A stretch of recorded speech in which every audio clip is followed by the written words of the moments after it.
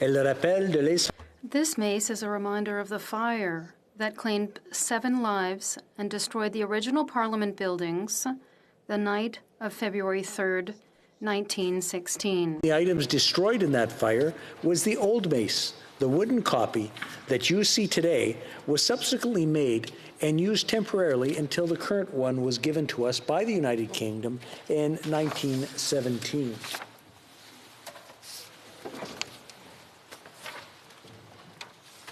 Statements by members. Déclaration de député. The honourable member for Fredericton. Mr. Speaker, 100 years ago, the most celebrated Canadian medical discovery of the 20th century was made by Canadian researchers. Sadly, as we approach the centennial of the discovery of insulin, diabetes is an epidemic in Canada. It directly affects 11 million Canadians and costs our healthcare system $30 billion each year. Every day, 620 Canadians are diagnosed with this devastating disease, and more than 20 Canadians die from diabetes complications every 24 hours. Indigenous peoples living in Canada are amongst the highest risk populations for diabetes. In many ways, colonialism has ushered in this reality.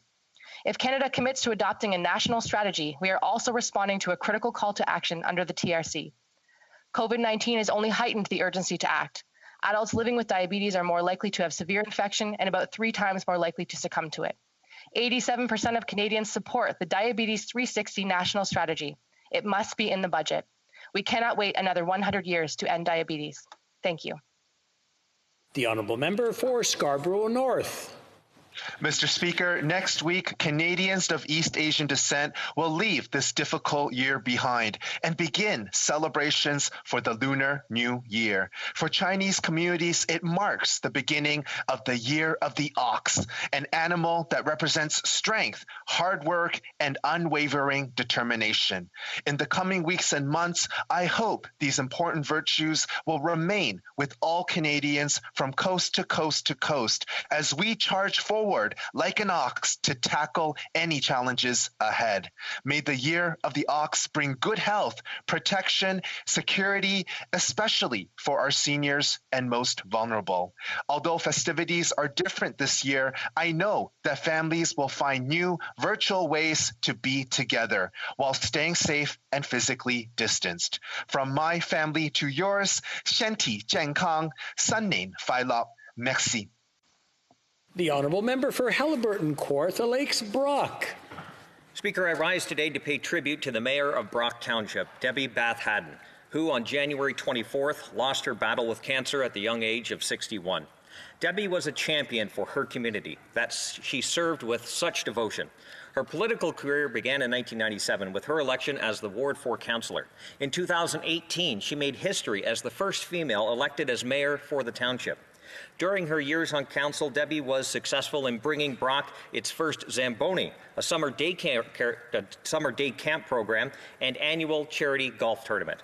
One of her biggest achievements was securing funding from the federal government for a community center in Brock. Debbie was a strong community advocate, volunteer, friend, working alongside community organizations, ball and hockey associations, agricultural groups, the Girl Guides of Canada, and as chair of the North Durham Relay for Life. I wish to send my deepest condolences to her family, her colleagues, and the residents of Brock Township.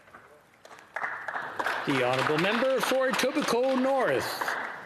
It's Black History Month, and we have so much to celebrate in Etobicoke North. Leaders like Sophia Ahmed, Emma Fontaine, Faria Warsami, Hiba Jibril, Hadan Mohammed, Julie Lutete, Marcia Brown, Mohammed Jalal, Ricardo Harvey, Charmaine Roy, and Osman Ali. I wish I could recognize all our leaders, many of whom are on the front lines of the pandemic. Organizations like the Somali Canadian Association of Etobicoke, the Sylvanie Lindor Foundation, the Somali Women and Children Support Network, and Trust 15 make a real difference every day. Hiba runs our Ottawa office, Holden works in our constituency office. Both have been on the virtual front line helping our community daily through COVID-19. This month and always, we recognize Black Canadians who make tremendous contributions, and we combat anti-Black racism and systemic inequalities and dedicate ourselves to inclusion, equality, and justice for all. The honourable member for Abitibi-Témiscamingue. Thank you, Mr. Speaker. It is Regions Week. This is an initiative by Place aux Jeunes en Région. It's an opportunity to discover different parts of of Quebec, including my riding of Abitibi-Témiscamingue, the benefits and quality of life. More than ever, we need specialized workers to take over, and young people to help contribute to the development and sustainability of the regions. For over 30 years, teams of Place aux Jeunes have been working very hard. The teams create community supports to help the settlement of newcomers to the region and the professional integration of young people in the regions, ensure that they can fully benefit from their experience and even stay. They have a program, an exploratory stay program, to allow people to discover the warmth of their fellow citizens. I encourage you to take part in the many activities organized across Quebec during this Regions Week, and you can discover the very nice parts of the country, including mine in Abitibi-Témiscamingue. Thank you, Mr. Speaker. The Honourable Member for Saint-Léonard, Saint-Michel. Thank you, Mr. Speaker. The pandemic has contributed to making online shopping very popular. As a result, parcel deliveries have spiked. I'd like to take a moment to highlight the hard and important work of Canada Post employees across the country. Not only are they delivering the goods, but also letters and cards. They play an essential role in our communities, even as social isolation has become the norm. As two remarkable and hardworking my ride of St. Leonard. Mille fois.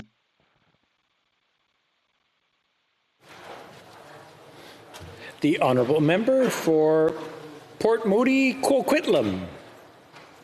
Thank you, Mr. Speaker. The travel industry continues to suffer as a result of COVID-19. With few new bookings and mass cancellations, independent travel advisors are struggling. They're also facing the added challenge of recalled commissions. Most independent travel advisors are women. Julia is an agent in Port Moody. She's had no income for 10 months, but owes an airline $7,000, money she doesn't have. Sandra is an advisor in Coquitlam. If clawbacks continue, she'll have to find $20,000 to pay back the airlines, income already declared in her taxes. Most travel agents, like my constituent Monica, continue to spend hours on the phone with insurance, credit card, and airline companies to complete cancellations for clients. Many go into debt paying back commissions for hard-earned bookings they continue to service. This is not a legitimate bailout plan for the aviation sector. Will the government help these women by simply prohibiting the airlines from clawing back on their commissions? The Honourable Member for Niagara Centre. Mr. Speaker, last month, as the incoming Minister of Foreign Affairs assumed his new responsibilities, he declared that no bilateral relationship is more important than that of Canada and the U.S. As a Great Lakes St. Lawrence MP with the Welland Canal in my riding, I agree with and applaud the minister's statement. In fact, it is exactly the kind of approach that most Great Lakes advocates are seeking. The Great Lakes are a binational economic and ecological treasure that needs greater attention and prominence from Canada's local, provincial, and federal legislators. Canada must be a willing and engaged partner if our shoreline communities are to reap the Great Lakes advantages. These cross-lake relationships are critical in dealing with climate change, lakes-based job creation, environmental solutions, and additional binational issues. Thank you to the Minister for suggesting this priority approach. I look forward to the Great Lakes emerging as a priority issue for the Minister and stand ready to assist in strengthening our binational relationship. Thank you, Mr. Speaker. The Honourable Member for Vaughan Woodbridge. Thank you, Mr. Speaker. Across the country, we are all feeling the impact of the pandemic on our mental health. Staying home and the disruption of daily routines has not been easy for many Canadians, leading to feelings of isolation and loneliness with increased stress on families. Mr. Speaker, small actions from recognizing stressors to simple acts of kindness and being there for a loved one can help support mental health for you and for them, strengthening our communities and families during this very difficult time. I encourage Vaughan Woodbridge residents and all Canadians to access the support they need through platforms such as Wellness Together, Kids Help Phone, and Good to Talk. It's okay to talk about how you're feeling with family, friends, and colleagues while using support to help strike a balance in all aspects of life, socially, physically, economically, and mentally. Reaching a balance for each one of us is a learning process, Mr. Speaker. Mental health is a journey, not a destination. Let's continue to end the stigma around mental health once and for all. Merci beaucoup, Monsieur le Président. Thank you, Mr. Speaker. The honourable member for Calgary Skyview. Mr. Speaker, over the past several months, farmers in India have been protesting their government. There are reports of allegations of increased violence and suppression tactics, including electricity, internet, and water supplies being cut off, and various human rights violations. Farmers are the backbone of the country. Without them, our cities don't have food. Mr. Speaker, I and constituents of Calgary Skyview are deeply troubled and concerned about these reports alleging violence and suppression of lawfully abiding protesters. As Canadians, we believe that a fundamental right in a democracy is the right to protest one's government. Mr. Speaker, when I rose on November 30th, this government said it was deeply concerned and had raised the issue to the Indian government. As the tensions have risen, Canadians in my riding are calling on their government to stand up for the farmers' basic right to protest without fear of persecution based on race, religion, or ethnicity. Thank you, Mr. Speaker. The honourable member for Sherbrooke. Thank you, Mr. Speaker. Entrepreneurial innovation is very important in Quebec. As an MP, I encourage Sherbrooke businesses that innovate, and I ensure that they have what they need to grow. Last week, I had the opportunity to announce in my riding a contribution of $920,000 for Productique Quebec, a technology transfer center affiliated with the Sherbrooke Cégep. Productique Quebec specializes in helping businesses move to Industry 4.0. This contribution will help them to acquire a digital machining center, measuring equipment, and automated additive machinery. Not only will the business be able to continue to stimulate innovation, but it will allow a number of students at the Sherbrooke Cégep to have access to applied internships directly tied to their field of study. I'm very proud of this company in my riding, and I wish them the best of luck in the future. Thank you, Mr. Speaker. The honourable member for Cloverdale, Langley City.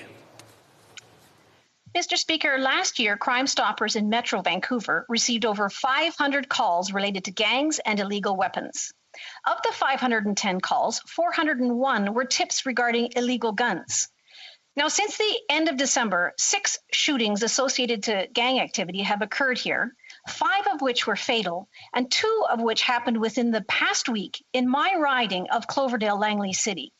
Now, despite the clear evidence of illegal guns fueling gang violence, last week's Conservative private member bill designed to curb gun violence through tougher sentences on possession of smuggled firearms was voted down by this Liberal government. Unbelievable.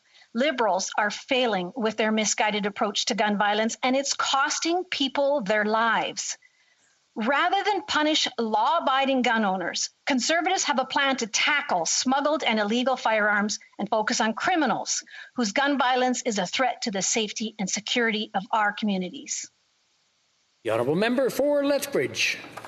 On the Liberal Party website, it says, quote, "Parliament works best when its members are free to do what they have been elected to do, be the voice for their communities and hold the government to account." Interesting. Last week during question period, the Prime Minister accused opposition members of trying to, quote, "score cheap political points" when they asked questions. This is an affront to democracy. These members were fulfilling their constitutional obligation to hold the Prime Minister to account and defend Canadians.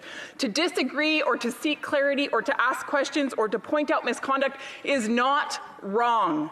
These things are at the very heart of democracy, this place. The Prime Minister has replaced Parliament with a committee. He has prorogued it to cover up his unethical behaviour. He has refused to answer questions that he doesn't like. But Canadians, they're watching and they're catching on. Despite all the rhetoric of openness and transparency, this Liberal administration is proving to be one of the most undemocratic and dictatorial this country has ever seen. Canadians deserve a leader who will fight for true diversity, including diversity of thought. The honourable member for Victoria.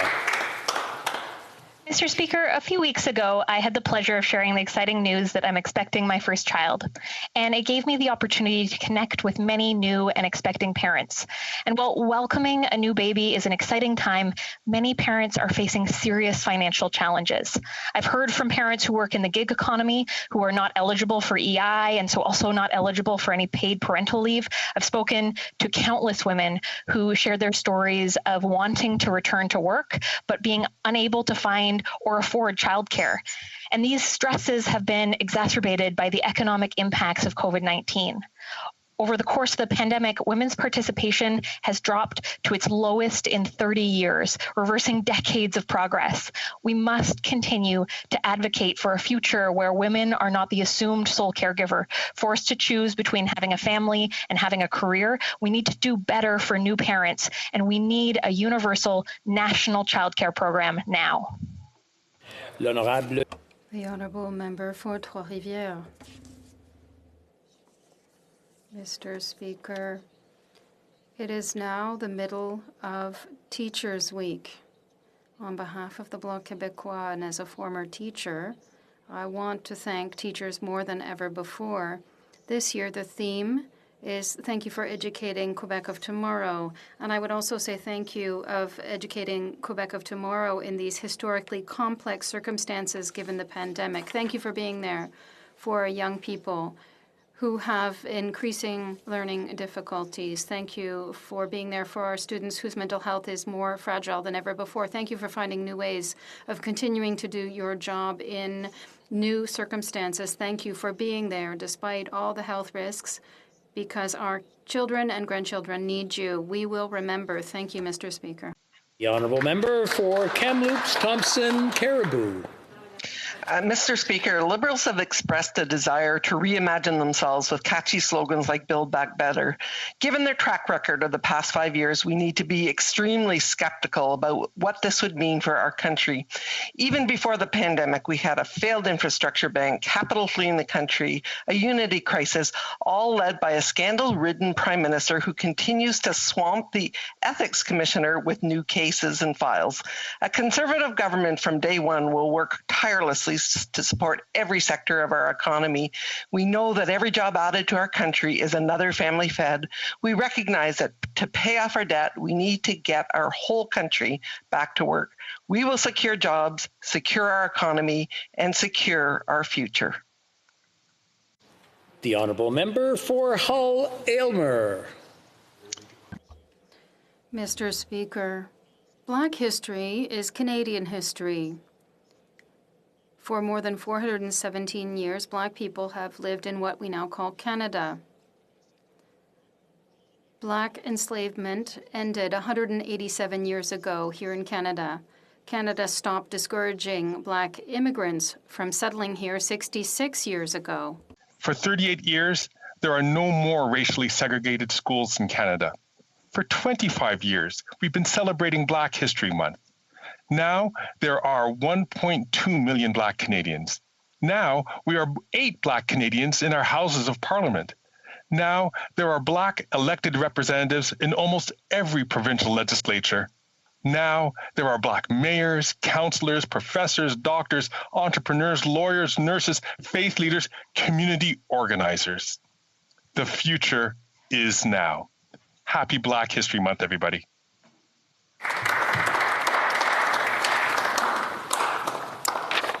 Following discussions among representatives of all parties in the House, I understand that there is an agreement to observe a moment of silence in honor of Brian Sicknick, the U.S. Capitol Police officer killed in the line of duty on January 6, 2021. I now invite honourable members to rise.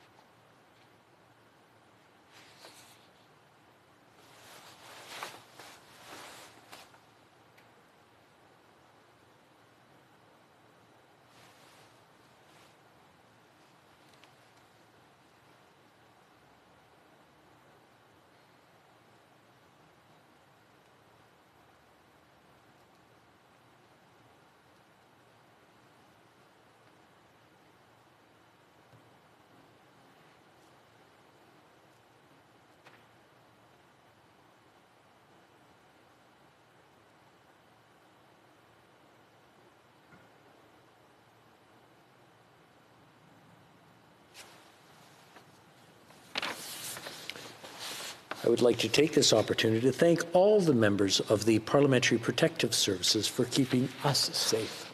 Merci à tous. Thank you to all of you. Oral questions. Question orale. The Honourable Leader of the Opposition.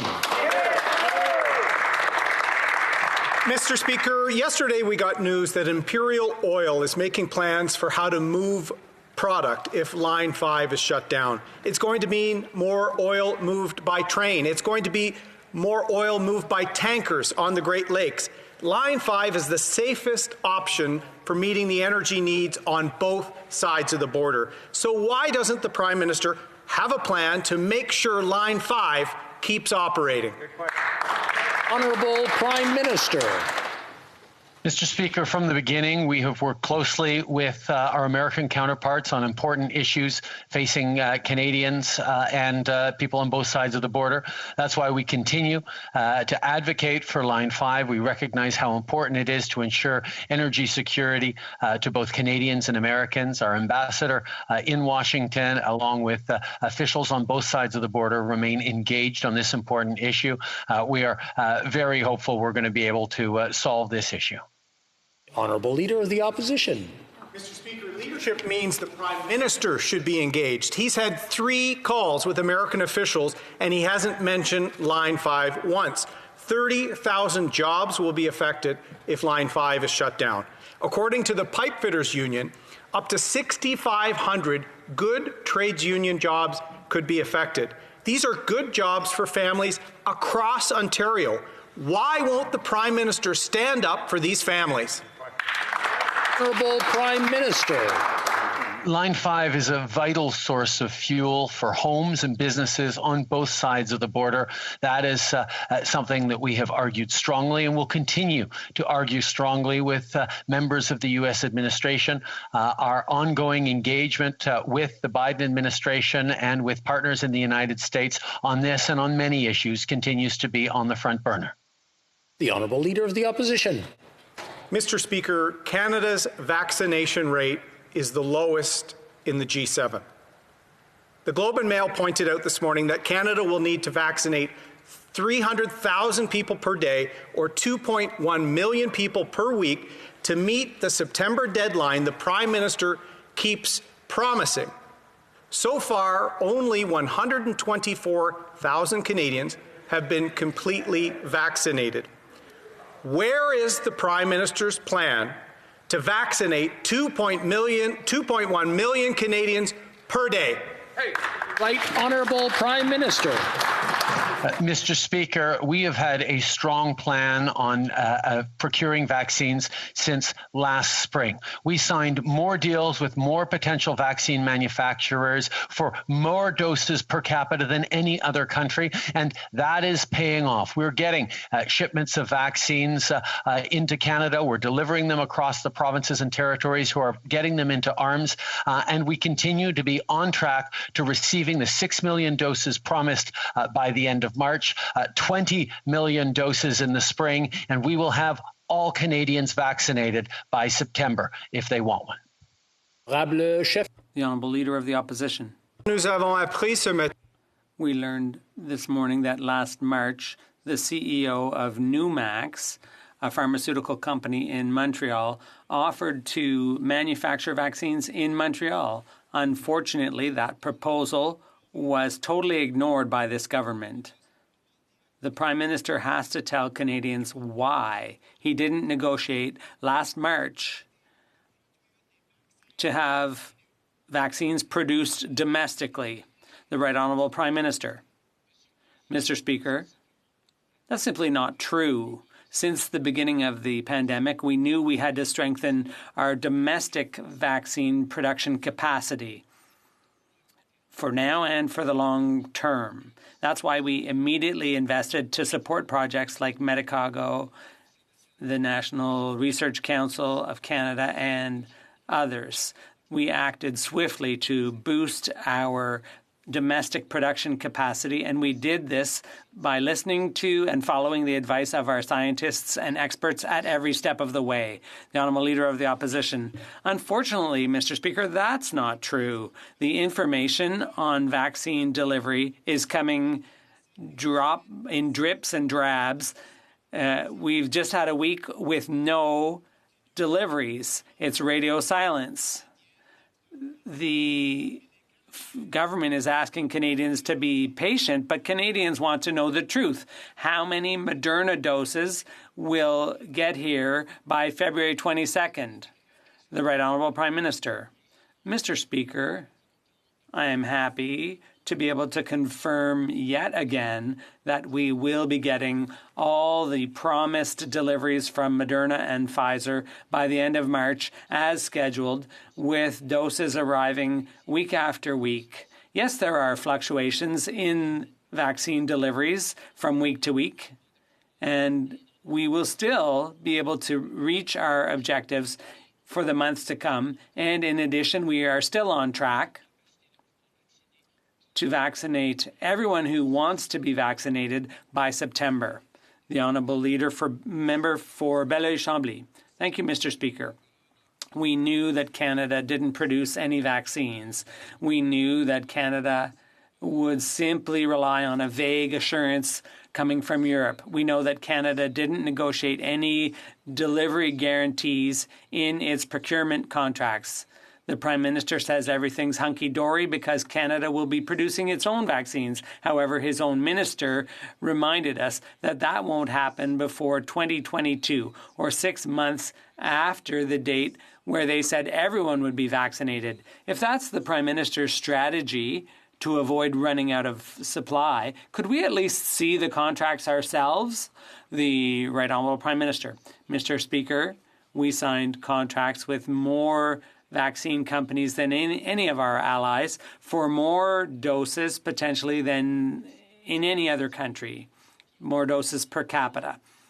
We knew that it was possible there would be interruptions in vaccine delivery, and that is why we are still confident that we will be able to reach our target by the end of March, and our target to have everyone who wants to be vaccinated by September.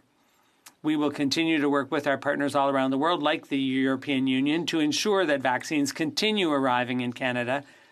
The Honourable Member for Belleuil-Chambly. Well, we'd like to see the contracts, Mr. Speaker. Europe has given vague assurances that even its own members don't condone. The U.S. has placed restrictions on exports. The U.K. is contemplating doing the same, and Canada won't be able to produce anything before 2022. Yesterday, 590 shots were given in Quebec, and at that pace, we will never get through this. We will never reach our targets. When the Prime Minister, in conversations yesterday with the President of the EU, did the Prime Minister negotiate any guarantees over Pfizer's production in Kalamazoo? The Right Honourable Prime Minister. While the Bloc Québécois leader scaremongers, I'd like to reassure everyone that the EU has not put any restrictions on vaccine deliveries to Canada, and that is consistent with what we said when they announced those measures.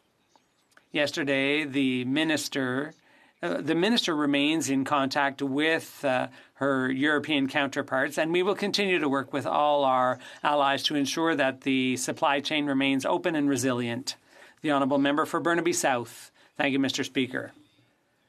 Delays in vaccine deliveries mean that more people will fall ill and more people will die. The lack of clarity coming from the government around vaccine production in Canada will erode public trust. The Prime Minister says we will be able to produce in September. The Minister said by the end of the year. The NDP has always said that we need domestic production. Why didn't the Prime Minister start planning for that a year ago? The Right Honourable Prime Minister. Since the beginning, Mr. Speaker, we knew that we needed to strengthen our domestic vaccine production capacity, and that's precisely what we've done. We immediately invested in projects like Medicago and the National Research Council and Accelera, among others. We worked on generating domestic production capacity, while at the same time ensuring that we would be able to secure supplies from abroad. That's why we signed the most contracts for the most doses per capita, more than any other country. That's the plan we're implementing, and it's working because we will be able to vaccinate everyone who wishes to be vaccinated by September. Delays in the vaccine mean more people will fall sick and more people will lose their lives. But on top of that, the mixed messages and confusing messages from this government around the ability to produce the vaccine in Canada will erode public trust. The Prime Minister said we would be able to have that production capacity by September. His minister said by the end of the year, and the NRC says by 2022. We have long called for, New Democrats have long called for local production of the vaccine. Why didn't the Prime Minister start a year ago to plan to have this capacity here in Canada so we could make the vaccine here in our country? The Right Honourable Prime Minister. Mr. Speaker, we did start working on creating biomanufacturing capacity a year ago, which is why we immediately made investments in Medicago, Vito Intervac, the NRC, and Abcellera as we develop domestic vaccine capacity. But at the same time, we signed contracts with companies around the world to ensure that we would be able to get Canadians vaccinated. And despite the fears being peddled by members of the opposition parties, I can reassure Canadians we are very much on track to get the 6 million doses or more planned for the end of Q1 and to have everyone who wants a vaccine vaccinated by September. That's the plan we're working with, and that's what we're delivering. The Honourable Member for Chicoutimi-Le-Fjord. Mr. Speaker, the pandemic has highlighted the lack of funding for provincial health systems across Canada. All provinces have called for increased health transfers. The leader of the official opposition has committed to holding a summit on this issue within the first 100 days of a Conservative mandate. The Prime Minister could do this right away. But all he can do is talk about national standards being imposed on the provinces. Why hasn't he taken action and increased health transfers to the provinces? The Right Honourable Prime Minister.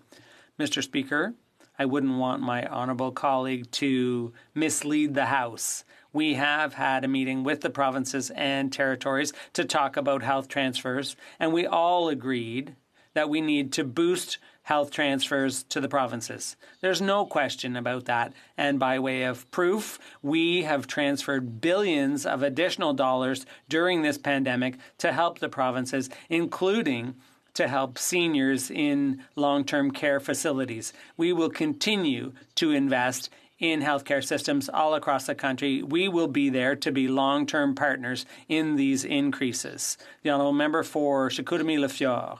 Mr. Speaker, the Liberals claim they want to boost funding for long-term care, but that funding comes with ridiculous strings attached that add to the burden the provinces are already under. The leader of the official opposition is committed to increasing transfers in a clear, predictable, and unconditional manner. Why does the Prime Minister not trust the provinces to run their own healthcare systems? The Right Honourable Prime Minister. Mr. Speaker, I'm very disappointed with my colleague who calls our concerns about seniors ridiculous. Seniors all across the country would like to be treated as well as anyone else, anywhere else in the country.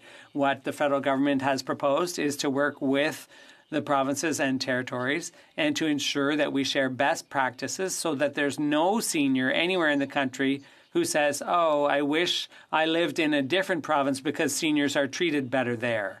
The idea of having high-quality services for all seniors is a responsibility we all share. The Honourable Member for Charlesbourg-Haut-Saint-Charles. Mr. Speaker, yesterday the Prime Minister said domestic vaccine production would start in September, but the Minister contradicted him, saying more likely by the end of the year. Later on the news, the middle of next year was suggested. At the start of this crisis, the Prime Minister signed a vaccine production agreement with China instead of Canadian companies. Clearly, vaccines could have been produced in Canada. Can the Prime Minister explain to Canadians why he chose Chinese companies over Canadian ones? The Right Honourable Prime Minister. the honourable members in the opposition have repeatedly said things that aren't quite true. What I said in my press conference was that the construction of facilities would occur over the summer, and the industry minister confirmed that production would begin by the end of the year. We will continue to work to accelerate the arrival of vaccines to Canada and with domestic production, but above all by working with our international partners so that we can vaccinate everyone by September. The honourable member for Charlesbourg, Haute-Saint-Charles. Mr. Speaker, are we to understand that those new buildings won't be ready to produce vaccines here until the end of the year, so that won't help with the current pandemic? There was a company in Montreal that said they could produce vaccines quickly, but nobody even called them back when they made the offer, and I'm talking about Nuvax. Can the Prime Minister explain why he didn't negotiate with those companies earlier? The Right Honourable Prime Minister. Since the spring, Mr. Speaker, we've been investing in various vaccine producers in Canada. We've created partnerships. We've invested millions based on the best recommendations of our experts in vaccination and public health. We've always followed the advice of our experts, and we are still there to invest in science, research, and protecting Canadians to ensure that everyone can get vaccinated by September of this year. The honourable member for Calgary Nose Hill. Mr. Speaker, earlier in question period, the Prime Minister said that there would be fluctuations, that's his word, in vaccine delivery in coming weeks. And that's a big problem because if there are unexpected, quote, fluctuations, it makes it very difficult for the provinces to properly time the 2 doses of the top candidates. So fluctuations are a problem. Can the Prime Minister tell Canadians if he's expecting a reduced or zero shipment from Moderna on the week of February 22nd? Right Honourable Prime Minister. Mr. Speaker, we knew that vaccine production was going to be a massive challenge for companies around the world to develop and produce a vaccine that didn't exist yet when we were signing these contracts last summer. That's why we signed so many different contracts for so many potential doses for Canadians to ensure that we would be able to get Canadians vaccinated regardless of challenges or, yes, fluctuations in the week-to-week delivery program. That's why we can continue to guarantee we will receive those 6 million doses we promised by the end of Q1. We will have everyone vaccinated by September of 2020 who wants one. Yeah, the honourable member for Calgary Nose Hill. Well, if the Prime Minister is admitting that he knew there would be problems with delivery because he depended entirely on signing contracts with other countries for production, maybe he should have had a plan to develop domestic capacity before the end of this year. I think it's really important for the Prime Minister to be clear on this on behalf of the provinces and every public health person who's trying to deliver vaccines.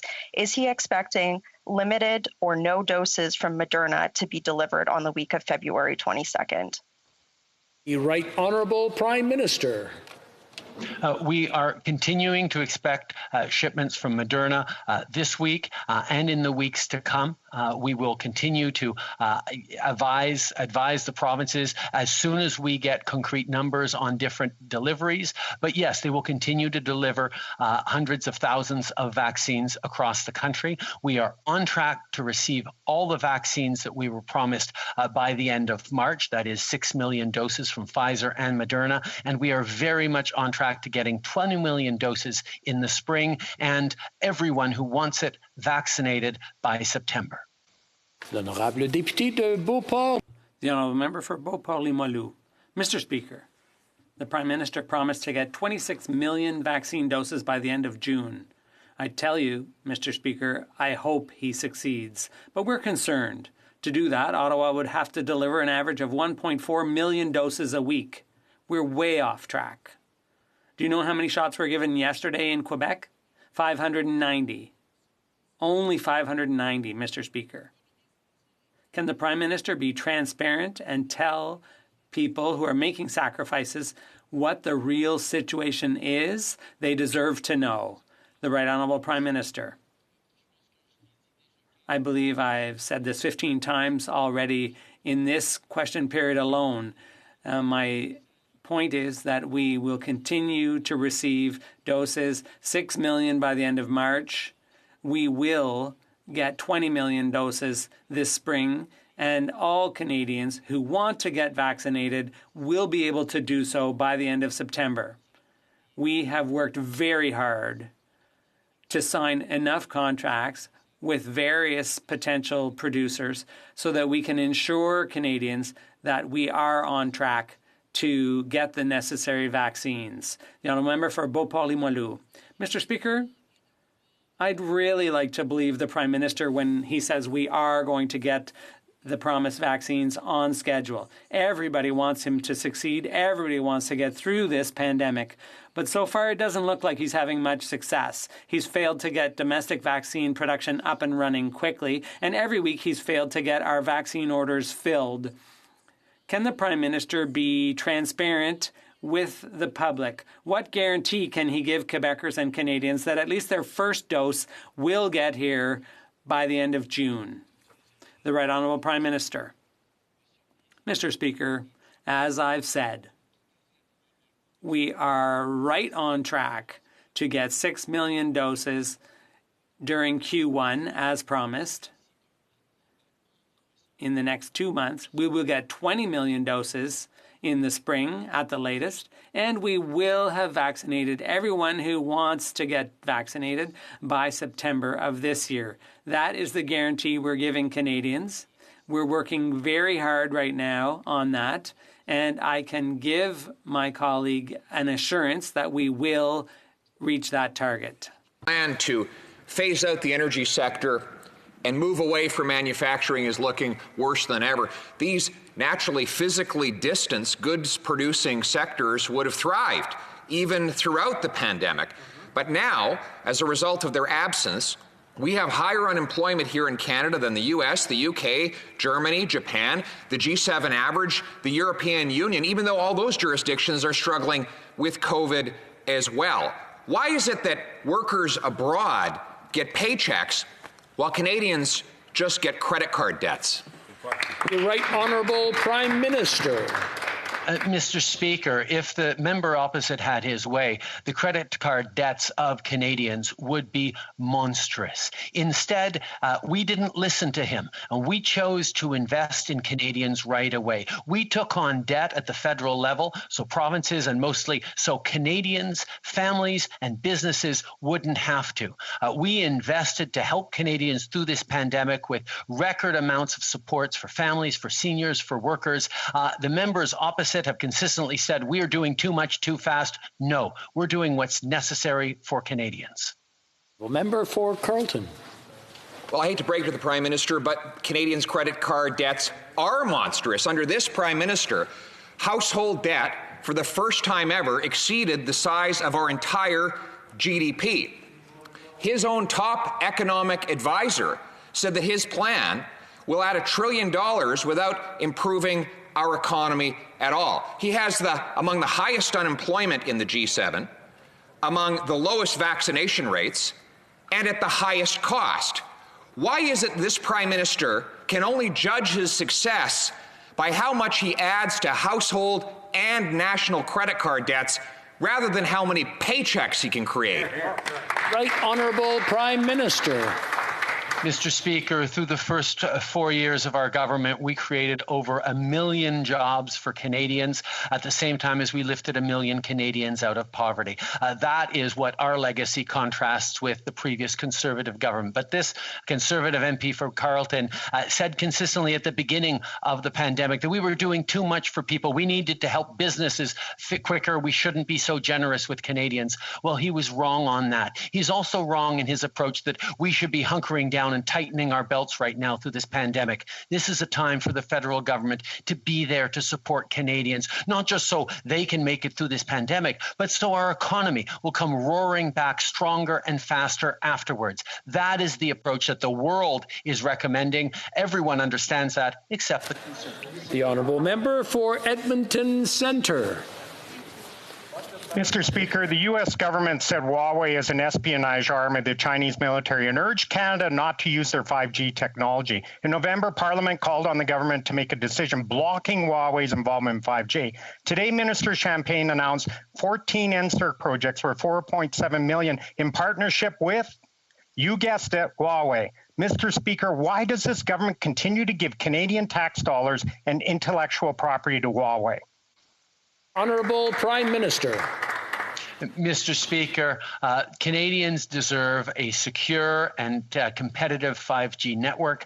We need to make sure that we're making the right decisions for Canadians, for businesses, to both protect them and keep them playing on the global playing field. That's why we base our decisions on expert recommendations from our top security analysts. That is the work that we've always been doing, and we will continue to do that. The Honourable Leader of the Opposition. The Prime Minister says making the right decisions. He promised a decision on Huawei 2 years ago, Mr. Speaker. This House expressed its concerns about Huawei back in November, and still the government is announcing partnerships with Huawei, this one for almost $5 million.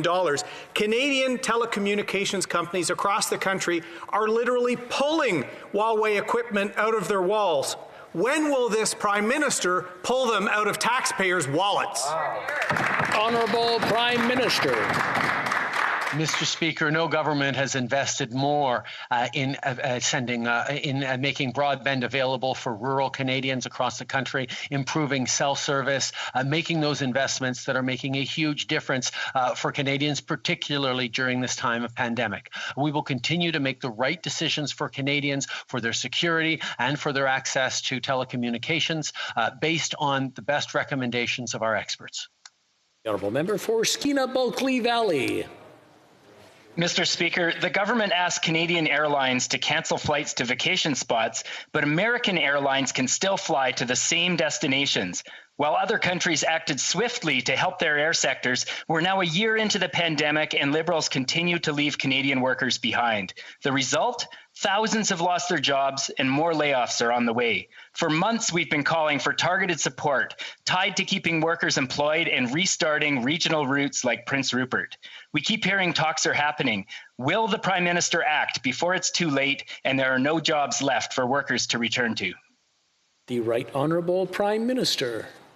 Mr. Speaker, we've sent over $1.5 billion to the airline sector to support workers with the wage subsidy through this COVID pandemic. We recognize how difficult this is for the airline sector, for the travel and tourism sector, and that's why we are there to support them and why we continue to work with them. We were very pleased that airlines stepped up to cancel flights to sun destinations at this particular point, and we will continue to work with them to ensure that we have a vibrant and competitive air sector after this pandemic, because boy, oh boy, are Canadians looking forward to traveling once this is done. The Honourable Member for Victoria.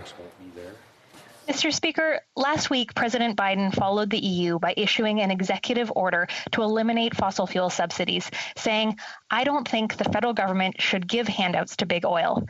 But that is exactly what this Liberal government keeps doing, giving handouts to big oil and gas companies. Not only are the Liberals not protecting workers, they're falling behind governments like the US and the EU and failing on climate action. When will this Prime Minister stop dragging his feet? We need to end all fossil fuel subsidies now. The Right Honourable Prime Minister. Mr. Speaker, we were pleased to see the U.S. follow in our lead on banning fossil fuel subsidies. We are very much on track for eliminating fossil fuel subsidies in partnership with allies around the world as scheduled. We know that the future needs to be greener and less carbon intensive. At the same time, our commitment to workers across this country, to supporting them, to making sure that they are vibrant solutions in our energy sector for workers to be able to continue to contribute and put food on the table. We need workers in our energy sector to make net zero by 2050, and we're going to work with them as partners on building a better future. Member for Toronto Centre. Mr. Speaker, as we mark the 25th celebration of Black History Month in Canada, we honor the legacy and contributions that Black Canadians have made to our country. We do know that anti-Black racism still exists in Canada, and many continue to face discrimination, hate, and a lack of opportunity and resources. Can the Prime Minister please update the House on the steps being taken to address systemic inequalities in Canada? Right Honourable Prime Minister. I want to begin by thanking the member for Toronto Centre for her tremendous work, her advocacy on behalf of the community, and the important question. In the last year, we've taken concrete action to invest in and empower Black communities. This includes launching Canada's first ever Black entrepreneurship program, an action plan around diversity in the public service, and moving forward with our anti-racism strategy. We know that there is much more work to do, including working to address the systemic inequalities in our criminal justice system and fighting systemic discrimination wherever it is in Canada, and we will continue to do that work. The Honourable Member for Sherwood Park, Fort Saskatchewan. Mr. Speaker, a new BBC report shares the stories of numerous Uyghur women who have been victims of systemic sexual violence in Chinese state-run concentration camps, sexual violence sometimes paired with electrocution. We know that no UN investigators are going to be given access to these torture facilities. The testimony of these women provides more clear evidence of crimes against humanity and genocide. These women have spoken. Does the Prime Minister believe them? Right Honourable Prime Minister.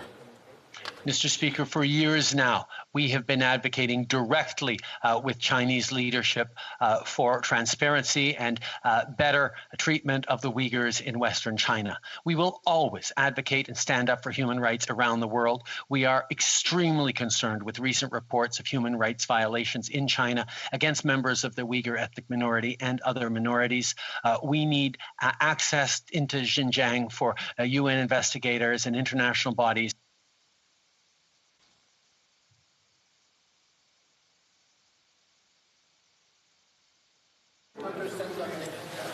I just want to point out that I believe the Prime Minister's mute button went on. I'm not sure how that happened. Doesn't.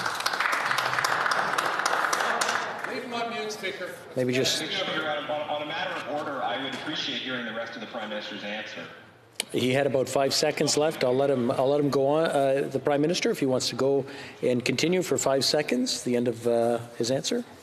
That's okay with Mr. everyone? Speaker, we need greater transparency. We need to have international investigators, including from the UN, accessing the Xinjiang province to be able to keep people safe there and everywhere around the world. We will continue our advocacy and protection of these individuals.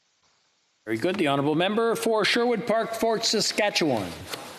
Mr. Speaker, if the Prime Minister is going to wait until the government of China allows independent investigators in to investigate their crimes, these investigations are just never going to happen.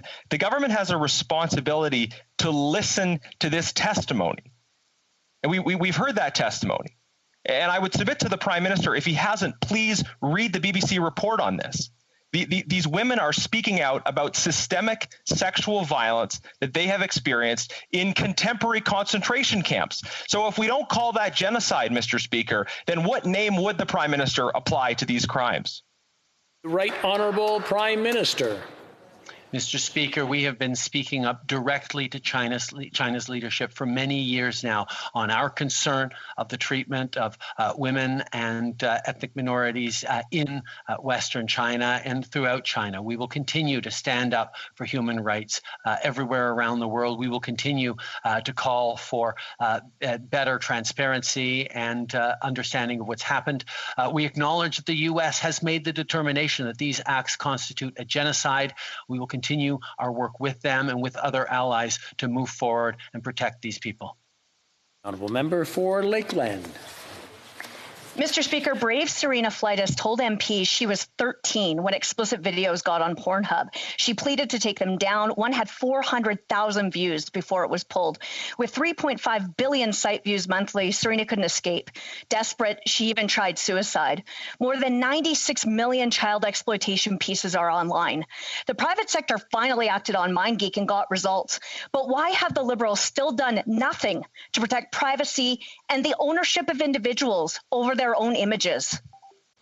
The Right Honourable Prime Minister. Mr. Speaker, we take extremely seriously this situation, and that's why we continue to work with members of this government and partners in terms of bringing in clear rules for internet service providers and businesses. We need to make sure that nobody is violating our laws, either in the virtual space or in reality. That's why we are looking forward to bringing forward stronger measures in the coming months. The Leader of the Opposition. Mr. Speaker, the Ethics Committee heard gut-wrenching testimony this week from survivors of online sexual exploitation that the company MindGeek made money off of. So far, all we've gotten from this government is a promise that they'll crack down eventually. Once again, no details, no real plan. The whole House wants to see this end, Mr. Speaker. When is the Prime Minister going to give Canadians a clear plan to protect our most vulnerable online? The Right Honourable Prime Minister. Mr. Speaker, cracking down on illegal online content is something that we take very, very seriously. Whether it's hate speech or terrorism or child exploitation or any other illegal acts, we will ensure that Canada has the tools to go after companies and individuals perpetuating these items, images, or content online. We are working with partners around the world on elimination of hate speech and violent extremist content, as well as exploitation of minors and children. Honorable député de Pierre-Boucher, les Patriotes. The Honourable Member for Pierre-Boucher, les Patriotes, Verchères. Thank you, Mr. Speaker. 90% of Quebecers want the government to restrict travel, ban travel, until there is a major decrease in COVID cases. 90%, Mr. Speaker. But despite what the Prime Minister claims, non-essential travel still hasn't been forbidden. People can still holiday abroad as long as they buy their tickets from American instead of Canadian companies. 90% of Quebecers are tired of seeing the health of their loved ones compromised by this government of half measures. When will the Prime Minister forbid all non-essential flights? The Right Honourable Prime Minister. Mr. Speaker, from the beginning of this pandemic, we have brought in some of the strictest measures in the world to prevent this virus being transmitted from abroad. We have brought in a mandatory quarantine. We did that as of March. We prevented non-essential travelers from arriving from abroad. We brought in tracing for people coming back to Canada. And we have now canceled travel abroad, and we have brought in tracing measures for when people arrive. And we additionally are having people stay in a hotel, and that is mandatory. We have taken action, and we are working closely, and that is why 98% of transmission is community transmission. The Honourable Member for Avignon-Lamitis, Matane-Matapédia. Mr. Speaker, everyone has heard the Prime Minister tell people to not travel, and everyone has heard him say that we have restrictions. But the problem is that these restrictions are not preventing people from traveling. The problem is that people are still taking vacations abroad. I can confirm that I could leave Montreal and spend break week in Cancun, and the Prime Minister might be shocked at the prices I could get. When will this government forbid all non-essential travel? The Right Honourable Prime Minister. Perhaps my honourable colleague will be disappointed to hear that we are currently working with international air companies like Air Mexico to ensure that they too suspend flights from Canada to destinations in the south. We take our decision, or our role in protecting Canadians very seriously, especially with the new variants. So no, my honourable colleague will not be able to travel abroad during break week. She, like all Canadians, must stay here in Canada. Gregory Midnapore. Well, Mr. Speaker, the Prime Minister said he knows that Canadians are looking forward to traveling again, but at this rate, there won't even be an airline sector. Yesterday, Mr. Speaker, the Minister of Transport stated that airlines voluntarily gave up their routes to sun destinations when they've been suffering for months without any assistance from this government. Airline workers and unions, they've been good partners. They repatriate Canadians. They continue to deliver medicine, food, and supplies all across this country. Why doesn't the Prime Minister just admit that he continues to make airline sectors pay for his government's incompetence rather than helping them? The Right Honourable Prime Minister. $1.5 billion, Mr. Speaker. That's how much we've sent to the airline sector since the beginning of this pandemic to support workers who are affected by this pandemic. We know that the airline industry has been hit hard. We've been working closely with them for months. We will continue to make sure we're doing everything necessary to keep Canadians safe and to ensure that we have a competitive and prosperous and successful airline industry here in Canada once this pandemic is through. The work with the airline industry continues, is ongoing. We need to make sure that we get through this all together. Honorable député de Richmond-Arthabasca. The Honourable Member for Richmond-Arthabasca. Mr. Speaker, I'm listening to the Prime Minister, but here are the real facts. 10th of March, 14th of April, 4th of May, 16th of May, 23rd of September, 18th of October, 23rd of October, 8th of November. Those are all the times that our Prime Minister or one of his ministers mentioned that they were going to help the aviation sector. And what's the result? Nothing has been done yet. Our Prime Minister always seems to be reacting to what's already happened, and he seems unable to take good decisions quickly. When will he repair his mistakes in order to protect our population and support workers in the aviation sector? The Right Honourable Prime Minister. That simply makes no sense, Mr. Speaker. $1.5 billion is the money we have sent to help the air sector, to support travelers who have been struck hard by this pandemic. We will be there to help the air sector just as we have already been. I know that the aerospace industry and the aviation sector will be extremely important in the coming years, and we will be there to support the sector in its success and competitiveness. Chef de l'opposition. The Honourable Leader of the Opposition. Would help the tourism sector, small businesses, family-owned enterprises in crisis, a national rollout of rapid testing and vaccination, two things that this Prime Minister's leadership is making Canada 6 months behind other countries on. It's leadership that's required, Mr. Speaker, not his talking points that we've heard today. So his general today couldn't say how many Moderna doses were coming on February 22nd. The provinces need numbers for their plans, Mr. Speaker. So my question is simple. Prime Minister, how many Moderna doses will be delivered on February 22nd? Right Honourable Prime Minister. Mr. Speaker, I've been very clear on our continuing confidence in receiving all 6 million Pfizer and Moderna doses by the end of March, and by our ability to vaccinate everyone by the end of September. But at the same time, let me pick up on something the Leader of the Opposition said. He talked about rapid testing and when are we going to roll out rapid testing. As of last October, we rolled out millions of rapid tests to provinces across the country, and I can say that there are a number of provinces who've put those rapid tests to good use. Indeed, testing in businesses, testing in long-term care homes, but there are still millions of those rapid tests not being used by the provinces and territories, and perhaps the Leader of the Opposition could encourage some of his Conservative friends. L'honorable député de Laval-les-Îles. The Honourable Member for Laval-les-Îles. Mr. Speaker, we have taken measures to protect and support Canadians since the very beginning of this crisis. We have obtained the largest number of doses of vaccine per capita out of all the countries in the world. And we also have the most diversified portfolio of COVID-19 vaccines.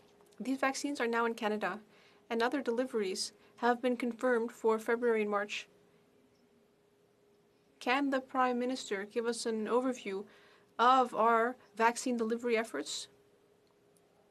The Right Honourable Prime Minister. I'd like to thank the member for Laval-Les-Îles for his question and his hard work. Already, more than 1.1 vaccine doses have been delivered to the provinces and territories. The most vulnerable Canadians, frontline workers, and long-term care residents are receiving these vaccines. And we will be receiving all of our Pfizer and Moderna orders that were planned by the end of March. Millions of Canadians will have received their doses by then, and millions of others will be vaccinated during the spring. For Foothills. Dominic Barton was in charge of McKinsey consulting firm who has been accused of unethical business dealings with China and stoking the opioid crisis. McKinsey is now settling dozens of lawsuits over advice it gave opioid makers to boost the sale of OxyContin. Yet the Prime Minister saw fit to appoint Mr. Barton as ambassador to China despite the unprecedented opioid crisis in our country. Before naming him to key positions in Liberal government, did the Prime Minister know of Mr. Barton's role at McKinsey and the firm's involvement in the opioid crisis? Right Honourable Prime Minister. Mr. Speaker. I'm just going to interrupt for a moment. I believe the Right Honourable Prime Minister's mute went off again. We'll get him to get that working, and then we'll let him start right from the top. My apologies, Mr. Speaker. As I said in the past, Ambassador Barton has demonstrated leadership in advancing Canada's interests, from working hard to bring home Michael Kovrig and Michael Spavor to continued engagement on creating opportunities and growth for Canadians. In regards to the opioids epidemic, we're working with the provinces and territories and frontline workers and are moving forward on approval of safe consumption sites. We know that even as we deal with the COVID-19 pandemic, our work on addressing other health issues like the opioids epidemic continues as well. Honourable Member for Foothills. How can the Prime Minister possibly defend Mr. Barton? Over the past 4 years, more than 16,000 Canadians have died from opioid overdoses. During that time, Dominic Barton was the global partner for McKinsey, a company that has pled guilty to criminal charges, including bribing doctors and giving rebates for drug overdoses just to boost the sale of OxyContin. Again, before the Prime Minister appointed him ambassador to China, was he informed of Mr. Barton's knowledge of McKinsey's role in advising Purdue Pharma? Right Honourable Prime Minister. Mr. Speaker, over the past 5 years, we've taken extraordinary steps to fight this opioid epidemic across this country. We've worked with provinces and territories. We've worked with municipalities. We've supported frontline workers. And we've even done what Conservatives continue to resist doing, established safe consumption sites across the country to help people through this opioid epidemic. We're going to continue to put science first and make sure that we're treating addiction as a public health issue and not a criminal issue, unlike what the Conservatives continue to push. The Honourable Member for Selkirk Interlake Eastman. Mr. Speaker, troubling allegations have surfaced regarding the former Chief of Defence Staff. The women and men in our Canadian Armed Forces are the best in the world, and they should never be subjected to sexual misconduct of any kind. Canadians, especially those in uniform, expect the highest standards from those in the chain of command. Did any government officials, including the Defence Ombudsman, ever brief the Prime Minister or the Minister of Defence on these allegations against General Vance prior to this week? Honourable Prime Minister.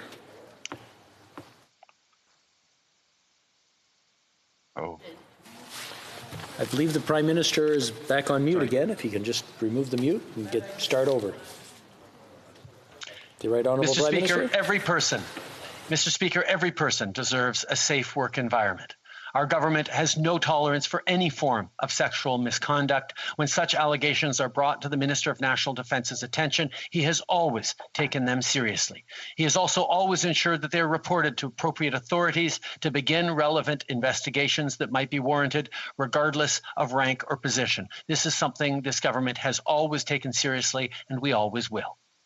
The Honourable Member for Don Valley North.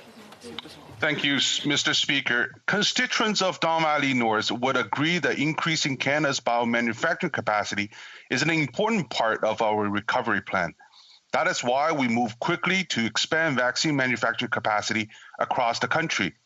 Throughout the COVID-19 pandemic, our objective have always been very clear: to provide Canadians with safe and effective vaccines and treatments, and to return our economy and society back to normal.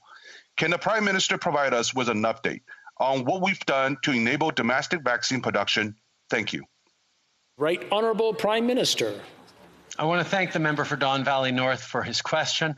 Two companies, Precision Nanosystems and Novavax, are now on track to manufacture vaccines right here in Canada.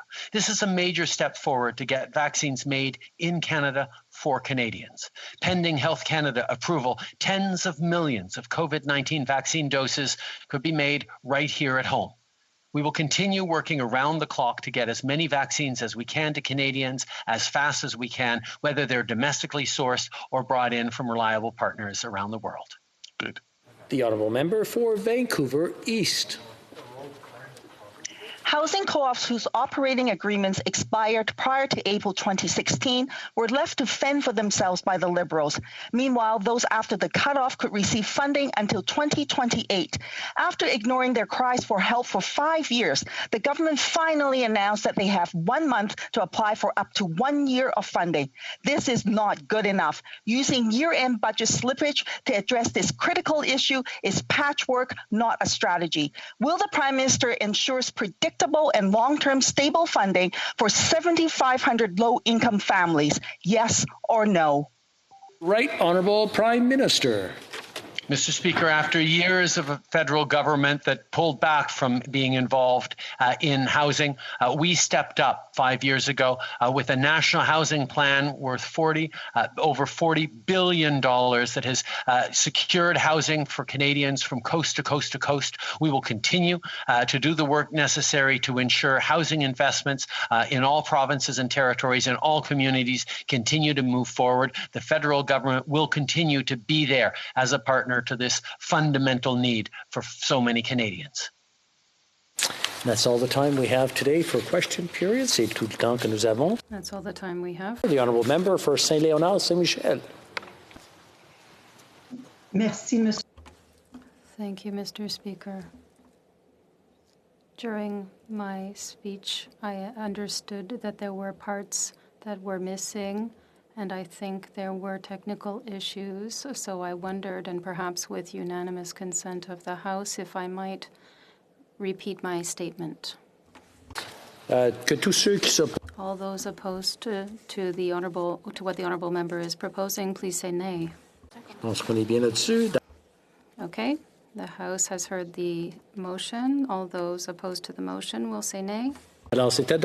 Carried. The Honourable Member for Saint-Léonard, Saint-Michel. Thank you, colleagues. Mr. Speaker, the pandemic has contributed to the increase in online shopping. As a result, parcel delivery has also increased. I would like to take a moment today to pay tribute to the hard and important work of Canada Post employees across the country. Not only are they delivering the goods, but also letters and cards. They play a daily role that is important in our communities. And they help our communities feel connected, although people are self-isolating. Malaise and Richard Marquez, two remarkable and hard-working postal workers of my riding of Saint-Léonard. Mille fois merci. 1,000 thanks. We have another point of order. Before going to that, I just want to point out to the Honourable Member for Saint-Léonard Saint-Michel, it doesn't seem that the voice is going to your microphone. There's a little icon on the bottom. It looks like a microphone. Just click on that arrow and make sure it's on your headset and not on the microphone that's on your computer. Just check that out. So next time it'll come out loud and clear. We have a point of order. The Honourable Member for Abbotsford. Well, thank you, Mr. Speaker. I have 2 points of order. The first is that during question period, on at least 2 occasions, the Prime Minister was muted. Now, I have to hope that that was inadvertent. But the problem is, even though you stepped up and asked the Prime Minister to unmute himself, the response then was disconnected from the question that had been asked by the official leader of the opposition. And it is my view, Mr. Speaker, that when that occurs, both the question and the answer should be repeated so Canadians fully understand what it is we're dealing with. My second point of order, Mr. Speaker, is that on one occasion during question period, I didn't want to interrupt, but on one occasion it was the leader of the official opposition who was asking a question, and for most of that question he was not visible on our screens. We could hear him, but he was not visible. And I would ask that in the future you allow him to repeat his question so that he's in full view for Canadians to watch and listen to as he asks the question. Thank you, Mr. Speaker. I wait for your response. The actual videotaping or the cameras are controlled outside of our control. I know the people who are operating it do the best that they can to get to the person who's speaking right away. We will talk to them and see what they can do about making sure that the delay between the start of the question and the camera getting to that person is minimized. So that's something we'll take under advisement. As far as the question being started over again, I'll have to consult with the table officers just to see exactly how that works. I mean, these are uncharted territories. I'll have to give it some consideration, but I want to thank the honourable member for bringing both those points up. Now, no more points of order. Rappel au règlement. It being 3:20, pursuant to order made on Monday, January 25th, 2021, the House will now proceed to the taking of deferred recorded division on motion 34 as amended under private members' business in the names of Mr. Scarpaleggia. Convoquez les députés. Call in the members.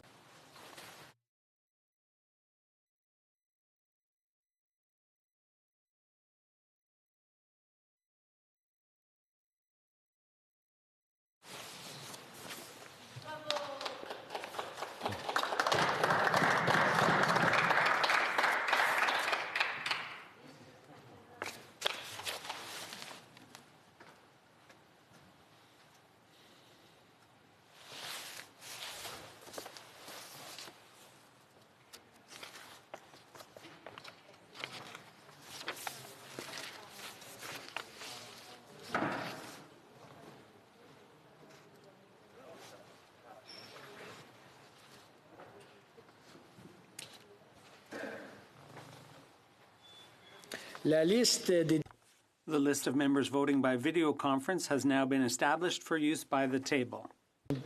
Par le bureau. The question is the following one. Mr. Scarpaleggia, seconded by Mr. Ellis, moved that the Standing Committee on Environment and Sustainable Development be instructed to undertake a comprehensive study of federal policies and legislation relating to fresh water, and more specifically focusing on A, the key legislative instruments of federal freshwater policy, including but not limited to the Canada Water Act, the Fisheries Act, the May I dispense? Okay, let's see.